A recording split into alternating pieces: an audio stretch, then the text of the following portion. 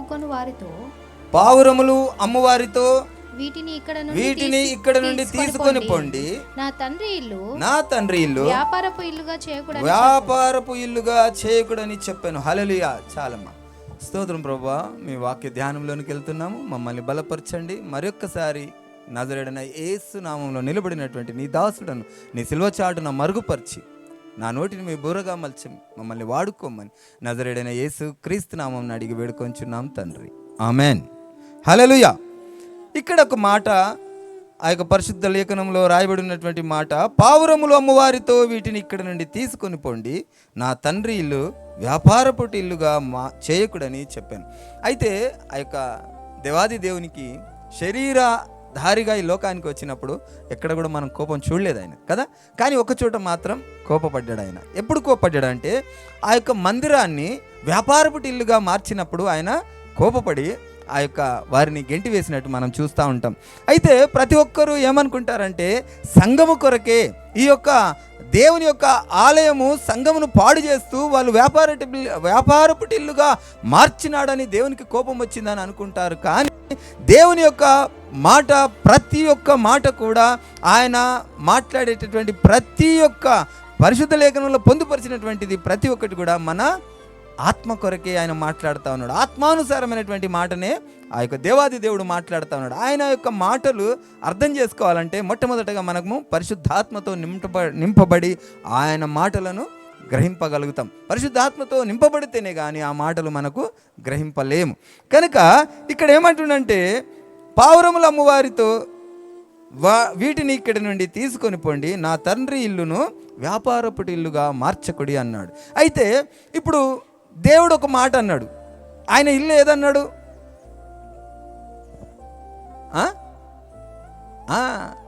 యాక్చువల్గా దేవుడు ఏమంటాడు? ఆకాశ పక్షులకు గూళ్ళున్నాయి, మనుష్య కుమారుడికి తలదాచుకోవడానికి నిలువ నివాసం లేదు, నీడ లేదు. అటువంటిది ఇక్కడ ఏమంటాడంటే నా తండ్రి ఇంటిని మీరు వ్యాపారపు ఇల్లుగా చేయకుడు అన్నాడు. ఒకవేళ దేవునికి ఇల్లే లేదన్నాడు, ఆ ఇల్లు గురించి ఏ ఇల్లు గురించి మరి మాట్లాడుతూ ఉన్నాడు? ఆయననేమో ఆకాశ పక్షులకు గూళ్ళు ఉన్నాయి, కానీ ఆయనకు తలదాచుకోవడానికి గూడు లేదు, నీడ లేదు. అటువంటిది ఇక్కడికి వచ్చిన తర్వాత ఒక మాట అంటున్నాడు, నా తండ్రి ఇంటిని వ్యాపారపు ఇల్లుగా మార్చకుడి అని అంటున్నాడు. ఇల్లే లేదన్నాడు కదా, మరి వ్యాపారపు ఇల్లుగా మార్చినటువంటి ఆ ఇల్లు ఏమి ఇల్లు అంటే దేవాది దేవుడు మాట్లాడుతున్నటువంటి మాట, నీ హృదయమే నా ఆలయం అన్నాడు. అయితే ఇక్కడ ఈ పావురముల అమ్మవారిని ఇక్కడ నుండి తీసుకొని పొండి అంటున్నాడు. ఇక్కడ వీళ్ళు ఏం చేస్తున్నారంటే ఆ యొక్క పరిశుద్ధాత్మ మనతో నడవాలంటే, మనతో ఉండాలంటే, మనతో జీవించాలంటే మనం ఏ విధంగా జీవించాలో ఆ యొక్క సంఘ పెద్దలుగా చెప్పబడుతున్నటువంటి యాజకులు, పరిసయ్యులు వీళ్ళందరూ ఏం చేస్తున్నారు? ఆ యొక్క దేవుని యొక్క పరిశుద్ధతను అమ్మేస్తున్నారు, అమ్ముతా ఉన్నారు. అక్కడ దేవుని దగ్గరికి రావాలంటే వెలపెట్టినారు, దేవునితో సమాధానం కావాలంటే వెలపెట్టినారు. దేవుడు ఆ యొక్క హృదయంలో నివసించాలంటే, దేవుడు మనతో మాట్లాడాలంటే, దేవుడు మనని ఓదార్చాలంటే, దేవుడు మనల్ని స్వస్థపరచాలంటే, దేవుడు మనకు రక్షణనివ్వాలంటే కూడా ప్రతిదానికి కూడా ఒక వెలపెట్టినారు. ఆ విషయంలో దేవుడు ఏమంటున్నాడంటే నా ఆలయాన్ని, అక్కడ నా తండ్రి ఆలయాన్ని పక్కన ఆ తండ్రి ఆలయం అన్న పేరు మీద నా ఆలయం అని పెట్టుకుందాం, నా ఆలయాన్ని మీరు వ్యాపారటిల్లుగా మార్చకుడి అంటున్నాడు దేవుడు. అనేక మంది ఇప్పుడు ఈ రోజుల్లో మనం చాలామంది సంఘ కాపురులను చూస్తూ ఉన్నాం. ప్రార్థన చేయాలంటే ఒక రేటు, ఆయనతో మాట్లాడాలంటే ఒక రేటు, ఆయనతో కలవాలంటే ఒక రేటు, ఆయన మన ఇంటికి రావాలంటే ఒక రేటు, ఆయన సంఘంకు ఏదైనా సంఘంకు కొత్తగా ఇన్విటేషన్ మనం ఇచ్చి పిలుచుకోవాలంటే ఒక రేటు. మనము అన్నిటికీ వెలపెట్టి వ్యాపారం చేసేసినారు దేవుని యొక్క రక్షణను, దేవుని యొక్క సంతోషాన్ని, దేవుని యొక్క మాధుర్యాన్ని, ప్రతి ఒక్కదాన్ని కూడా ఏం చేసేసినామంట? వ్యాపారపు ఇల్లుగా మార్చేసినారంట. దేవుని యొక్క మందిరాన్ని వ్యాపారపు ఇల్లుగా మార్చేసినారు. ఒక నిరుద్యోగుడు, నిర్భాగ్యుడు, నిస్సహాయుడు ఆయనతో మాట్లాడాలని, ఆయన కుటుంబంలో ఆయనకు సమాధానం కావాలని, ఆయన కుటుంబంలో ఆ యొక్క దేవుని బిడ్డలు అందరూ వచ్చి ఆరాధన జరిపి ఆయనకు నెమ్మది కలిగించాలని, ఆశీర్వాదాలు వస్తాయన్న ఆలోచన కలిగి ఉన్నటువంటి ఆ బిడ్డను, ఆ కుటుంబానికి ఏం చేస్తున్నారట? వ్యాపారటిల్లుగా మార్చి ఆ సంతోషం లేకుండా చేస్తూ ఉన్నారు. అందుకే దేవుడు ఏం చేసిండు, వాటిని అన్నిటినీ తీసి పారేయండి అని చెప్పాడు. తీసుకొని వెళ్ళిపోండి ఇక్కడ నుండి. ఆ యొక్క యాజకులుగా పరిచయాలుగా ఉన్నటువంటి వారితో మాట్లాడుతూ ఉన్నాడు. విరిగి నలిగిన మనస్సే ఆయనకి ఇష్టమైన బలి. ఆ యొక్క బలులు, పావురాలు, ఆ యొక్క ఏ జంతువుల బలి కూడా ఆయనకి ఇష్టం లేదు. ఆ వాటి ద్వారా ఏమవుతుందంట, వ్యాపారం అవుతుందంట, కానీ ఆయనకి ఇష్టమైన బలి అవ్వట్లేదట. ఆ వ్యాపారాన్ని దేవుడు ఏమంటాడంటే తీసిపడండి ఇక్కడ నుండి. మన హృదయాల్లో ఈరోజు అనేక విధమైనటువంటి వ్యాపారము, దేవునికి ఇష్టమైనటువంటి వ్యాపారం మన హృదయంలో ఉన్నది. ఆయన మన ఆలయంలో ఉండాలంటే మనలో ఉన్న వ్యాపారాన్ని తీసివేయాల. మనలో ఉన్న వ్యాపారం ఏమేమి అంటే, ఆయనకు మొట్టమొదటగా మనము ఆయనకి ఇష్టంగా జీవించాలి. మొట్టమొదటగా మనం ఆలోచించవలసినటువంటి విషయం ఏంటంటే, మనం ఈ లోకానికి వచ్చింది ఎందుకు అన్న విషయాన్ని మనము ఎప్పుడు గ్రహించి ఉంటే మనము ఆయనకు వ్యాపారం అనేటటువంటి ఆ యొక్క అడ్డు కూడా రానే రాదు. మనం ఈ లోకానికి ఎందుకు వచ్చినాము, చాలా మటుకు ఏం చేస్తారంటే 30 ఏళ్ళు 40 ఏళ్ళ వరకు కూడా ఆ లైఫ్ టైం అనేది ఒక టర్మ్, అంటే ఒక పాలసీ తీసుకుంటూ ఉంటారు. ఎలాంటి పాలసీ అంటే, నన్ను చాలామంది అడిగినారు, ఏమనంటే పిల్లల పేరు మీద ఎల్ఐసి చేసినవా, పిల్లల పేరు మీద ఏమైనా పాలసీ చేసినవా, నీ పేరు మీద ఏమైనా ఎల్ఐసి చేసినవా, నీ పేరు మీద ఏమైనా పాలసీ తీసుకున్నావా, నువ్వు చనిపోతే నీ భార్య ఎలా బ్రతుకుతుంది, నువ్వు చనిపోతే నీ పిల్లలు ఎలాగుంటారు, నీ పిల్లలకు భవిష్యత్తులో వారి పెళ్ళిళ్ళకు డబ్బులు ఎట్లా, మీ పిల్లలకు ఇల్లు కట్టాలంటే ఎట్లా, మీ పిల్లలకు మంచి ఒక స్టాండర్డ్ స్టడీ కొరకు ఈ పాలసీలన్నీ నాకు చెప్పేవాళ్ళు. ఇవన్నీ ఏమవుతున్నాయి, ఈ పాలసీ కొరకు మనం ఒకవేళ తీసుకుంటే, ఈ పాలసీ కనుక మనం ఈ పాలసీలన్నీ మొదటనే రాయించి వీళ్ళ భవిష్యత్తు కొరకు మనం మొట్టమొదటిగా మనము ఆ యొక్క పునాది, ఆ నాంది పలికితే మన జీవితం అంతా కూడా ఏమవుతుంది, బానిస బ్రతుకైపోతుంది. ఎందుకు బానిస బ్రతుకైపోతుంది, పని చేస్తూ ఆ పాలసీలు కట్టాల. సగంలో కట్టి వదిలేస్తే పాలసీలు కొలాప్స్ అయిపోతాయేమో, సగంలో కట్టి మనం ఆ యొక్క వదిలేసుకుంటే డబ్బులు రావేమో అన్న ఆలోచనతో మనం ఏమైపోతున్నామంటే, మన హృదయాన్ని ఏ విధంగా మార్చుకుంటున్నామో వ్యాపారపు ఇల్లుగా మార్చుకుంటున్నాం. ఎందుకంటే ఆ పాలసీ ముఖ్యమైపోయింది, ఆ తర్వాత పాలసీ కొరకు మనకు పని ముఖ్యమైపోతుంది, దేవుడు అనేటిది తగ్గిపోతుంది, ప్రార్థన తగ్గిపోతుంది, సహవాసం తగ్గిపోతుంది, సంఘానికి వెళ్ళడం తగ్గిపోతుంది. ఒక్కొక్కసారి ఆదివారమే పిలుస్తారు వాళ్ళ పనులు కదా, ఆదివారమే వాంటెడ్గా అపవాదిగాడు ఏం చేస్తాడు, దేవుని దగ్గరికి మాత్రం పోకు, నువ్వు ఇంకెక్కడికన్నావు, నువ్వు ఏదైనా సినిమాకు పో, నిన్నెవరు అడగించారు, నీ సినిమాకు పోతున్నానని చెప్పి పనికాడ ఉట్టిగా నన్ను అబద్ధం చెప్పు, వాళ్ళు మంచిగా పర్మిషన్ ఇచ్చేస్తారు. మీరు చాలా అబ్జర్వ్ చేయండి మీరు కావాలంటే.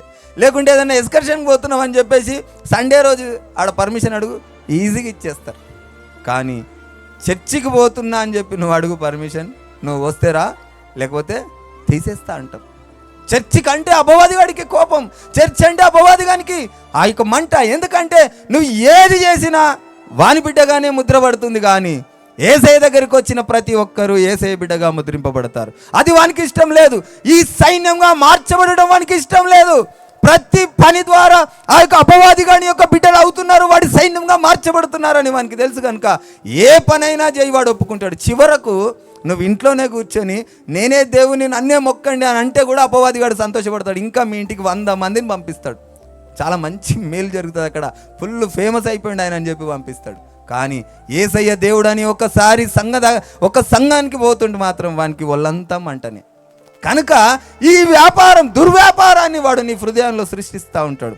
నీకు చూడడానికి మంచిగానే అనిపిస్తుంది, నీకు చెబుతుంటే వినడానికి సొంపుగా ఉంటుంది. నిజమే కదా, నా భవిష్యత్తు నేను చూసుకుంటున్నా, నిజమే కదా, పని చేయని వాడు వ్యర్థుడే కదా, ఉద్యోగం పురుష లక్షణమే కదా అనే ఆ యొక్క ఉద్దేశాన్ని కలగజేస్తూ ఉంటాడు. ఉద్యోగం పురుష లక్షణమే, కానీ దేవుడు ఏమంటుండు, ఆకాశ పక్షులను చూడుడి, అవి విత్తవు కోయవు, వాటిని నేను పోషిస్తూ ఉన్నాను, మీరు వాటికంటే శ్రేష్ఠులు, మిమ్మల్ని నేను పోషించనా అంటున్నాడు. అలాగని ఇంట్లో కూర్చోవటం అని కాదు, కాకపోతే నీకు ఇచ్చినటువంటి సమయం 6 రోజులు నీకు కష్టపడేటటువంటి సమయం ఇచ్చిండు. 6 రోజులు కష్టపడాలి, 7వ రోజు తప్పక ఆయన పాదాలు గడగాల, ఆయన సన్నిధికి రావాలా, ఆయనను గణపరచాలా, ఆయనను మహిమపరచాలా, ఆయన సంఘముతో సహవాసం కలిగి ఉండాలి. దేవుడు ఏమంటున్నాడు, సంఘాన్ని దేంతో పోల్చాడు, సంఘం ఆయన శరీరంతో పోల్చాడు, ఆ సంఘానికి శిరస్సు ఆయనతో పోల్చుకున్నాడు. కనుక సంఘ సహవాసము కలిగి ఉండాలి. ఆ విషయాన్ని మనము గ్రహించుకొని మనము ఆ యొక్క అపవాది యొక్క శోధనను జయించాలంటే మనకు సహవాసము ముఖ్యము. అపవాది శోధనను జయించాలంటే ఆయనతో నిలబడేటటువంటి ఆ యొక్క తత్వము ముఖ్యం. కనుక ఈ యొక్క అనేక విధమైనటువంటి సమస్యల చేత దేవుడు ఏం చేస్తాడు, సాతాను గాడు ఏం చేస్తాడంటే మనల్ని దేవునికి దూరం చేస్తూ ఉంటాడు. కనుక దేవుడు ఏమంటాడంటే ఈ దుర్వ్యాపారాలని దూరపరచండి. మొట్టమొదటగా మీ యొక్క పునాది ఎక్కడ పడుతుందంటే మీ కుటుంబంలోనే పడుతుంది. పునాది ఎక్కడ పడుతుందంటే మీ యొక్క కుటుంబం నుంచి ఆ యొక్క పోషణల నిమిత్తమే మీకు ప్రధానంగా పడతా ఉన్నది, వేరే దగ్గర కాదు. కుటుంబ పోషణ కొరకే మనం బలహీనులం అవుతా ఉన్నాం, కుటుంబం కొరకే మనం బలహీనులం అవుతున్నాం, పిల్లల కొరకే మనం బలహీనులం అవుతున్నాం, పిల్లల భవిష్యత్తు కొరకే మనం బలహీనులం అవుతా ఉన్నాం. కనుక వేటిని, అందుకే దేవుడు ఏమంటున్నాడంటే ఒక చోట ఏమంటాడు, లోకమంతా సంపాదించుకొని పరలోక రాజ్యము సంపాదించుకోకపోతే ఏమి లాభం? ఒకడు లోకమంతా సంపాదించుకోవడానికి కష్టపడి కూడబెట్టుకున్నదంతా కూడా ఒకడు ఏం చేస్తాడట, మొత్తము జీవితానికి సరిపడదంతా సమకూర్చుకొని పిల్లల భవిష్యత్తు కొరకు, పిల్లల చదువు కొరకు చదివిపిస్తాడు పిల్లల్ని. ఒక ఆయన అయితే మా ఇంటి దగ్గర ఉండే ఆయన ఆ కాలంలోనే ఎంకామో ఏదో చదివిండు, ఎంకామో ఏదో చేసిండు, చదివి ఆ పీరియడ్లోనే చదివి ఆయన రోడ్డు పైన ఇట్లా ఇట్లా ఇట్లా ఇట్లా అనుకుంటూ వెళ్ళిపోతుంది. పిచ్చోడు అయిపోయాడు, పెళ్ళి లేదు, ఏం లేదు. ఆ చదువు ఏం చేసింది, ఆయనను పిచ్చివాన్ని చేసింది. ఆ చదువు ఆయనను రక్షించలేదు, ఆ చదువు ఆయన నిత్యరాజ్యంలోనికి నడిపించలేదు, ఆ చదువు పరలోక రాజ్యంలో ఆయన ముందు నిర్దోషిగా నిలబట్టలేదు. కనుక మనం ఈ లోకంలో చదువుకోకున్నా పర్వాలేదు, అంటే చదువు లేకుండా ఉండడం అని కాదు. ఇప్పుడు పిల్లలు ఉన్నారు, పిల్లల్ని చదువు లేకుండా ఇంట్లో పెడితే ఏమవుతారు, చెడిపోతారు కదా.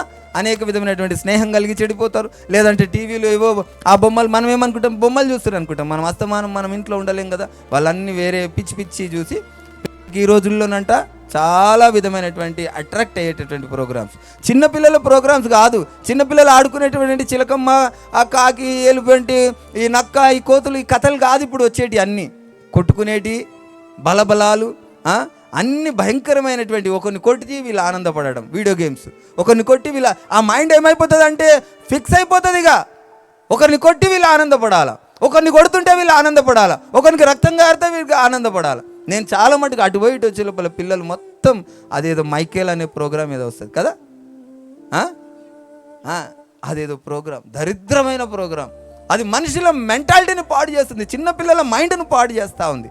అలాంటిది ఆ దుర్వ్యాపారాలకు పిల్లల్ని బానిసలుగా చేసేస్తూ ఉంది అపవాదిగాడు.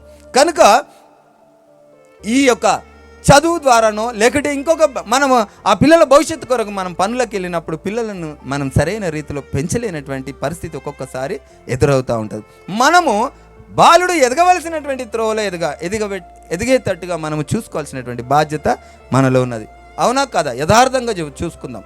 ఇప్పుడు పిల్లలు ఎంత వయసులో ఉన్నారు? వీళ్ళు ఈ వయసులోనే చిన్నపిల్లలు, ఈ వయసులోనే మీరు గోరుముద్దలు పెట్టవచ్చు, ఈ వయసులోనే కొట్టవచ్చు, ఈ వయసులోనే పిలవచ్చు, ఈ వయసులోనే స్నానం చేయవచ్చు, ఈ వయసులోనే ప్రతి ఒక్కటి మనము వారికి చేయవచ్చు. కొంచెం పెద్దగా అయిపోయిన తర్వాత వాళ్ళు మనని దగ్గర కూడా రానివారు. అన్నం తినరా అంటే నాకు ఆకలిగా లేదంటారు. వారికి స్నేహితులు, ఇప్పుడు మనము కొద్ది రోజులు అయిన తర్వాత వాళ్ళ స్నేహితులు ఎవరైతారు? బయట వాళ్ళు అవుతారు. ఒక్క నిమిషం కూడా ఇంట్లో ఉండమంటే ఉండరు, అస్తమానం దోస్తులతో పరిగెడతా ఉంటారు. కనుక మనకు వచ్చినటువంటి ప్రతి అవకాశాన్ని మనం సద్వినియోగపరచుకోవాలి. మనకి ఏ వయసులో ఏం చేయాలో, ఏ వయసులో ఏమి చేయాలో నా దేవుడు మనకు సమస్తమును మనకు అన్నీ ఇచ్చినప్పుడు వాటిని మనము సద్వినియోగపరచుకోవాలి. మన హృదయాన్ని వ్యాపారపు టిల్లుగా మనం ఉంచకూడదు. మన హృదయంలో ఏముండాలి? మన హృదయంలో ఈ ఉండేటివన్నీ సహజంగా అందరికీ ఉండేటి, అన్ని జనులకు కూడా అదే విధంగా ఉంటుంది. పిల్లల భవిష్యత్తు బాగుండాలి, మనం సంపాదించుకోవాలి, మనం ఇల్లు కట్టాలా, మనం ఇది చేయాలి, అది చేయాలని అన్ని జనులకు ఉంటుంది. అలాగే క్రైస్తవులకు కూడా ఉంటుంది. కానీ వీటిని జయించాలంటే ప్రత్యేకంగా క్రైస్తవులు ప్రత్యేకంగా జయించలేరు. కానీ ఎలాగూ జయించగలరట ఒకసారి చూద్దాం. ఫిలిప్పీలకు రాసిన పత్రిక 4వ అధ్యాయము 13వ వచనం.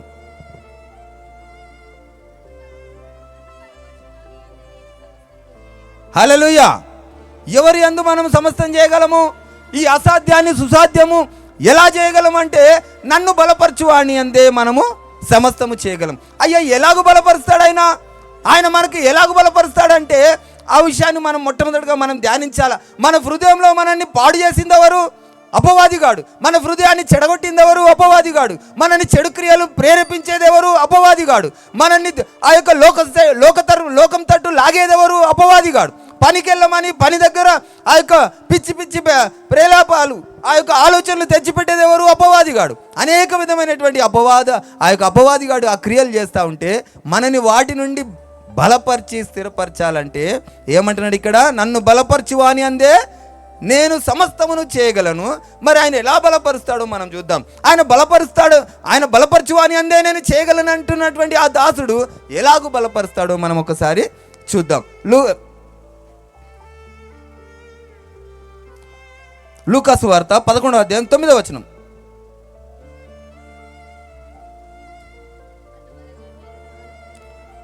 అటువలనే మీరు అడుగుడి మీకు ఇవ్వబడును, వెతుకుడి మీకు దొరుకును, తట్టుడి మీకు తీయబడును. హల్లెలూయా. ఏమడగాల దేవా? ఇంతమందుకు చిన్నపిల్లలు ప్రార్థన చేశారు. ఏమని చేశారు?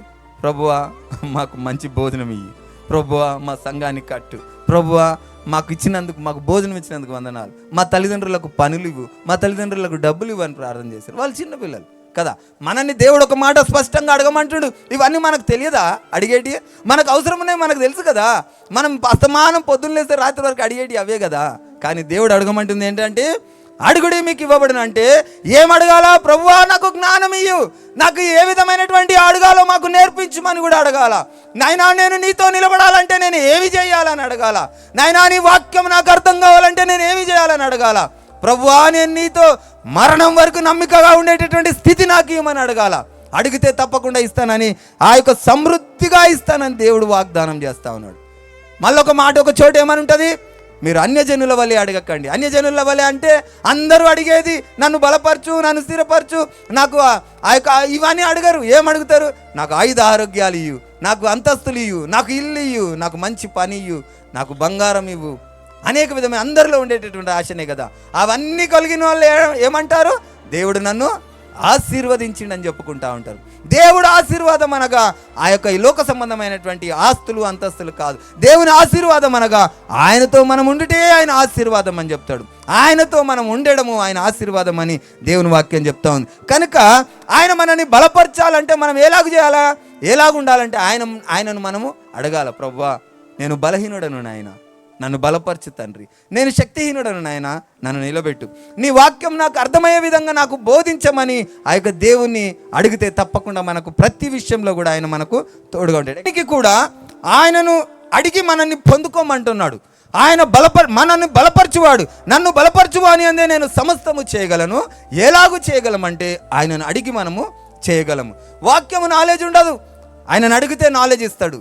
వాక్యం అర్థం చేసుకునే జ్ఞానం ఉండదు, ఆయనను అడిగితే అర్థం చేపిస్తాడు. వాక్యం వినే ఆసక్తి ఉండదు, ప్రభువా నాకు ఆశను కలిగించు, ఆసక్తిని కలగజేయి. ఆయన ఆశను ఆసక్తిని కలగజేసే దేవుడు. ప్రభువా నాలో కోపం ఉన్నది, ఆ కోపముని తీసివై, కోపముని తీసేస్తాడు.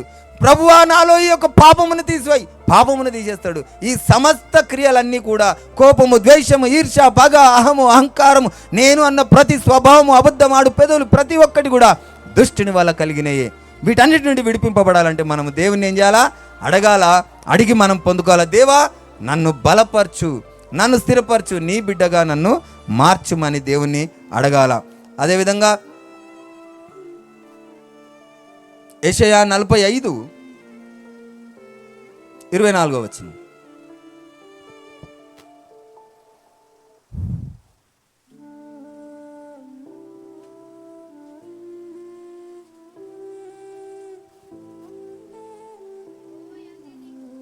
యెహోవా యందే నీతి బలములున్నవని జనులు నన్ను గూర్చి చెప్పుదురు, ఆయన యొద్దకే మనుషులు వచ్చెదరు, ఆయన మీద కోపపడు వారందరూ సిగ్గుపడుదురు. హల్లెలూయా. ఇప్పుడు మనము దేవుడిచ్చినటువంటి ఇన్స్ట్రక్షన్స్, దేవుడు ఏమని చెప్పిండు? మొట్టమొదటగా నా హృదయాన్ని, నా ఆలయాన్ని మీరు వ్యాపారపు టిల్లుగా చేసిరారని కోప్పడ్డాడు. చాలామందికి ఇలాంటివి వద్దంటే నచ్చదు. చదువుల కొరకు అమెరికా దాకా వెళ్ళాలా, ఉద్యోగాల కొరకు అమెరికా దాకా వెళ్ళాలా, కానీ అమెరికా వెళ్ళాలని చూస్తున్నాం, కానీ మనం పరలోకంకి వెళ్ళాలని చూడకపోతే మనం దౌర్భాగ్యులమే. అమెరికాకు వెళ్ళి అక్కడ మన స్థానాన్ని సంపాదించుకొని పరలోక రాజ్యంలో మన స్థానం సంపాదించుకోకపోతే మనం వ్యర్థులమే. కనుక ఈ లోకంలో ఏది సంపాదించుకోకున్నా పరలోక రాజ్యంలో మనకు స్థానం ఉన్నదా లేదా అని మనం పరీక్షించుకోవాలి. అయితే ఇవన్నిటికీ ఏమంటున్నాడు ఇక్కడ? యెహోవా యందే ఉన్నవి జనులు నిన్ను గూర్చి చెప్పుదురు, ఆయన యొద్ద మనుషులు వచ్చేదారు, ఆయన మీద కోపపడి వారందరూ సిగ్గుపడతారు. ఈరోజు దేవుని యొక్క మాటల కొరకు బాధపడుతున్నారేమో కొంతమంది. దేవుని యొక్క కట్టడలను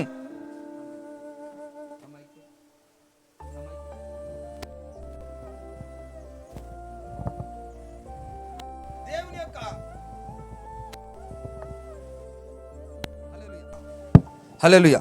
దేవుని యొక్క ఆ నిబంధన మనకు కొంచెం ఇబ్బందిగా ఉంటుందేమో ఈరోజు, కానీ ఒకరోజు ఏమవుతారట, వీళ్ళందరూ కూడా సిగ్గుపడతారట.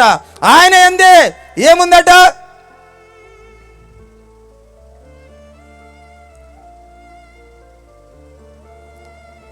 యెహోవా యందే నీతి బలములున్నవని జనులు నన్ను గూర్చి చెప్పుదురు. ఆయన యొద్దకే మనుషులు వచ్చెదరు, ఆయన మీద కోపపడిన వారందరూ సిగ్గుపడుదురు. హల్లెలూయా. చాలామంది దేవుని మీద అసహనాన్ని ప్రదర్శిస్తూ ఉంటారు. దేవుడు మాకు మా యొక్క బంధువులే చాలామంది, కొంతమంది ఏమన్నారంటే, దేవుడు మాకేం చేసిండు, దేవుడు మాకు ఏం మేలు చేసిండు అని అన్నారు. దేవుడు మేలు చేసింది కాదు, దేవుడు నిత్య రాజ్యములో మనకు స్థానం ఇచ్చిండన్న ఆ సంతోషము, ఆ తృప్తి కలిగి మనం బ్రతికితే చాలు. ఈ లోకంలో ఎంత సంపాదించినా తృప్తి లేని జీవితం కదా. ఎంత సంపాదించినా పిడికెడన్నమే తింటాం, అంతకంటే ఎక్కువ మనం తినలేం. ఆ తర్వాత మనకు మొహం కొట్టేస్తుంది. అటువంటిది మన సంపాదన ఎందుకు? కోట్లు కోట్లు సంపాదించినటువంటి బాలసుబ్రహ్మణ్యం గారు ఆ కోట్లు ఆయనను బ్రతికించలేకపోయినాయి. 1000 కోట్లు ఉన్నటువంటి బాలసుబ్రహ్మణ్యం గారిని ఆ కోట్లు బ్రతికించలేకపోయినాయి. కనుక మనము ఈ లోకంలో ఆయనను బ్రతికించలేకపోయినాయి. ఆ లోకంలో మనకు ఉన్నటువంటి నిరీక్షణ ఏంటి? క్రైస్తవుడికి ఉన్నటువంటి పెద్ద గొప్ప నిరీక్షణ ఏంటంటే పరలోకమే. మనము బ్రతుకుతున్నది పరలోకం పోవడానికే, మనం నిరీక్షిస్తున్నది పరలోక రాజ్యం కొరకే. మనం ప్రతి విషయంలో కూడా పరలోకాన్ని మనము ముందు పెట్టుకొని, నా గురి ఎద్దకే నేను పరిగెడతా ఉన్నాను, మన గురి పరలోకమే, ఆ రాజ్యం కొరకే మనము కనిపెట్టుకొని బ్రతకమని దేవుని వాక్యం చెప్తా ఉంది. యెషయా 41:10.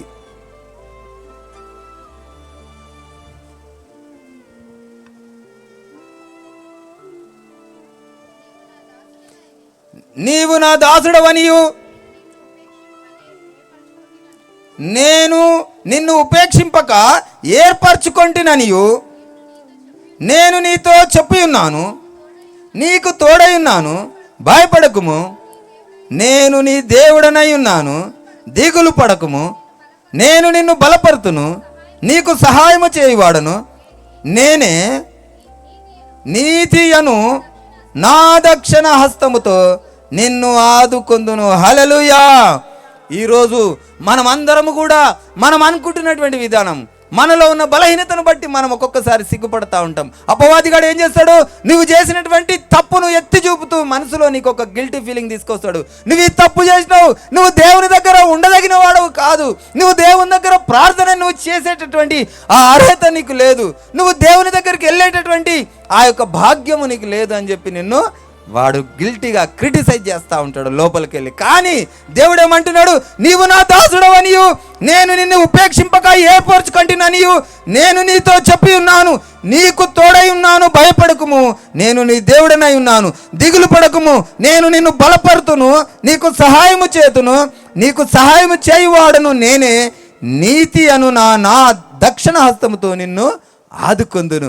ఈరోజు మనం అనుకుంటుండొచ్చు, మనము నిలబడలేము, కోపం వచ్చినప్పుడు, భార్య ఇబ్బంది పెట్టినప్పుడు మనం కోప్పడకుండా మనం ఉండలేము. కానీ దేవుడు ఏమంటుండు, ఆయన యందు మనం విశ్వాసం ఉంచి ఆయనను అడిగితే, దేవా నా కోపమును తీసివేయి, నన్ను బలపరచు అని మనం అడిగితే ఆయన ఏమంటుండు, నేను నిన్ను ఆదుకుంటాను, భయపడకు, నేను నీకు ఓర్పునిస్తాను, భయపడకు, నేను నీకు శక్తినిస్తాను, భయపడకు, నీవు అధైర్యపడకు, అలాగే నువ్వు శక్తినిస్తావు, నువ్వు నాకు ధైర్యంనిస్తావు, నువ్వు నాకు ఓర్పునిస్తావు. అలాగే ఆమె ఎప్పుడు జీవితాంతం నన్ను తిడుతూనే ఉండనియా, జీవితాంతం నన్ను అంటనే ఉంటుందా అంటే ఏమంటుండు, రాతి గుండెను మాంసపు గుండెగా మారుస్తా అంటున్నాడు.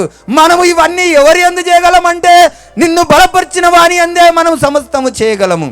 మనంతటా మనం ఏమీ చేయలేము, మనంతటా మనం ఎవరి హృదయాన్ని మార్చలేము, మనంతటా మనము ఆ యొక్క సర్వసత్యంలో నిలబడలేము. కానీ దేవుని సన్నిధికి వచ్చి ప్రార్థన చేసి ఆయనను అడిగి, దేవా నన్ను ఈ సమస్య నుండి విడిపించు, నన్ను ఈ శోధన నుండి నన్ను విడిపించు, ఈ బంధకం నుండి విడిపించు, ఈ బాధల నుండి విడిపించు అని మనం ప్రార్థన చేస్తే ఆయన ఏం చేస్తాడమ్మా, చక్కటి మాటలు ఆయన చెప్తుండు, నీవు నా దాసుడవు, నీవు నా దాసుడవు, నేను నిన్ను ఉపేక్షింపక ఏర్పరచుకుంటున్నాను. మనని ఏర్పరచుకుండు. ప్రతి ఒక్కరి పట్ల ఒక్కొక్క ప్రణాళిక ఆయనకున్నది. ఆయన ఉద్దేశం ఒక్కొక్కరి మీద ఒక్కొక్క ఉద్దేశం ఉన్నది. ఒక్కొక్కరిని ఆయన బలపరిచే దేవుడు, ఒక్కొక్కరిని స్థిరపరిచే దేవుడు. ప్రతి ఒక్కరి పట్ల ఆయనకు ఒక ప్రణాళిక ఉన్నది. మనం ఏ ఒక్కరము కూడా నిరుత్సాహపడవలసిన అవసరం లేదు. మనం ఏ ఒక్కరం కూడా నేను ఈ శోధనను జయించలేకపోతున్నా అని బాధపడవలసినటువంటి అవసరత మనకు లేదు. మనం ప్రతి ఒక్కరము కూడా మనము దేవుని పిల్లలుగా పిలువబడుతున్నాం. ఏ విధంగా నమ్మి బ్యాప్టిజం పొంది రక్షణ పొందిన ప్రతి ఒక్కరు కూడా ఆయన బిడ్డలుగా ఆయన ఆ యొక్క రక్షణను మనకిస్తున్నాడు. ఆయన యొక్క పరిశుద్ధ ఆత్మను మనకిస్తా ఉన్నాడు, మనని బలపరుస్తా ఉన్నాడు. ఆయన ఆత్మ మనలో ఉంటే ఏ పాపము మనము చేయలేము, ఏ యొక్క దుష్ట కార్యానికి మనము దాసోహం కాము. ప్రతి దాన్ని జయించేటటువంటి శక్తి ఆ దేవుడు మనకిస్తానని దేవుడు చెప్తా ఉన్నాడు. ఏర్పరచుకోండి, నేను నీతో చెప్పి ఉన్నాను, నీకు తోడై ఉన్నాను, నీకు తోడై ఉన్నానని దేవుడు ఆ యొక్క అభయహస్తం ఆయన ఇస్తా ఉన్నాడు. నీకు ధైర్యం ఇస్తా ఉన్నాను. భయపడకము, నేను నీ దేవుడనై ఉన్నాను. దిగులు పడకము, నేను నిన్ను బలపరుతును. నీ ఆత్మీయ స్థితిలో నువ్వు దిగజారిపోయినట్టు, నువ్వు ఆత్మీయ స్థితిలో నువ్వు నిలబడలేనట్టు, నీ ఆత్మీయ స్థితిలో కోపము ద్వారా మనము చాలాసార్లు ప్రార్థన చేసి పరిశుద్ధంగా ఉండాలనుకున్నప్పుడు అపవాదిగాడు చుట్టూ వేరే దిక్కు నుంచి మనల్ని శోధిస్తూ ఉంటాడు. కుటుంబంలో పిల్లలలో నుంచి అన్నా, లేకుంటే కుటుంబంలో భార్యలో నుంచి అన్నా, లేకుంటే ఇంటి పక్కన వాళ్ళ నుంచి అన్నా, లేకుంటే ఇంటి ఎదురుగా వాళ్ళ నుంచి అయినా, లేకుంటే ఏదో ఒక చోటు నుంచి అపవాదిగాడు నీకు శోధన తీసుకొస్తూ ఉంటాడు. కానీ దేవుడు ఏమంటాడు, నువ్వు దిగులు పడకు, నేను నిన్ను బలపరుస్తా. నువ్వు ప్రార్థన చేయి, ప్రభువా నన్ను క్షమించు, నన్ను బలపరచు. నువ్వు అడగాల్సింది, నువ్వు నిలబడాల్సింది ఆ యొక్క యేసయ్య సన్నిధిలో నువ్వు అడగాల్సింది నీ ఆత్మీయ స్థితిని మెరుగుపరచమని అడిగితే ఆయన తప్పక కూడా ఆయన బలపరుస్తానంటుండు. నీకు సహాయం చేయవాడను నేనే, నీతి అను నా దక్షిణహస్తం. ఆయన నీతి అనగా ఆయననే సర్వాధికారి అయిన దేవుడు, సర్వం చేయగలిగినటువంటి శక్తిమంతుడు, ఏదైనా చేయుటకు ఆయన సమర్థుడు. కుమ్మరివాణిని ప్రశ్నిస్తుందా? అలాగనే ఆ సృష్టికర్త అయిన దేవుని మనం ఏది కూడా మనం ప్రశ్నించజాలం. మనకు ఆ శక్తి లేదు, మనం బలహీనులము, మనం పాపం చేసి మరణానికి పాత్రులమైన వారం. అయినప్పటికి కూడా మనని ప్రేమించి ఆయన నిత్య రాజ్యంలో ఆయనతో ఉండడానికి ఆయన ప్రాణం మన కొరకు అర్పించి ఆయన మనకు రక్షణనిచ్చిండు. కనుక ఉచితముగా మనము ఆయన సన్నిధి కాడికి వచ్చి ఉన్నాం. ఉచితముగానే ఆయన ప్రేమ ద్వారా, ఆయన కృప ద్వారా, ఆయన కనికరం ద్వారానే మనము ఆయన దగ్గరికి వచ్చిన వారమైనాం. కనుక మనము ఏమాత్రం కూడా అధైర్యపడద్దు. మనం పాపంలోనే ఉన్నాము, కానీ ఆయన మనని పవిత్రులుగా చేసిండు. ఆయన ఇప్పుడు కూడా ఏమంటాడంటే, నా నీతి అను నా దక్షిణహస్తంతో నిన్ను ఆదుకుంటా. ఆయన నీతిమంతుడు. మన పాపాన్ని ఆయన దక్షిణహస్తం మన మీద ఉంటే మన పాపం అంతా కూడా కొట్టుకుపోతుంది. కనుక నేనే మార్గము, నేనే సత్యము, నేనే జీవము. ఆయన మాట సత్యము, ఆయననే మార్గము, ఆయననే మనకు జీవము. అనగా నిత్య జీవంలోనికి నడిపించాలంటే ఆయననే. ఆయన మాటలలో సత్యం ఉన్నది, ఆయననే మార్గము.